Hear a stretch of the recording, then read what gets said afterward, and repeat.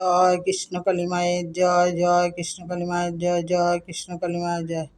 মা গো, সবাইকে ভালো রাখো, সুস্থ রাখো, সবার মনের বাসনা পূর্ণ করো মা।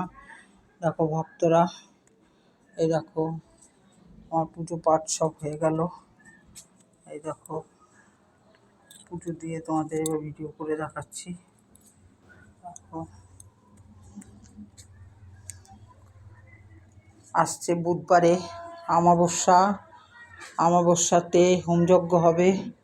কেউ যদি হোমযজ্ঞ দেখার ইচ্ছা থাকে আসতে পারো, বা কেউ যদি কোথাও হোমযজ্ঞ হয় ওইখানে নিয়ে একটু ধূপ ধুনো ঘি তেল কিনে দিও, তোমাদের ভালো হবে। আমি বারবারই বলছি, কালকের ভিডিওতেও বলছি, আজকের ভিডিওতেও বললাম, তোমরা একটু ঘি, একটুখানি ধূপ একটু সরষের তেল এগুলো কিনে দেবে।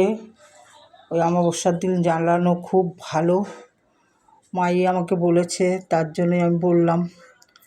মা বলেছে সেদিন যারা যারা ধূপ আর ঘি সরষের তেলের প্রদীপ দিবে তাদের খুব ভালো হবে, তার জন্য তোমাদের আমি জানাচ্ছি সেই উদ্দেশ্যে।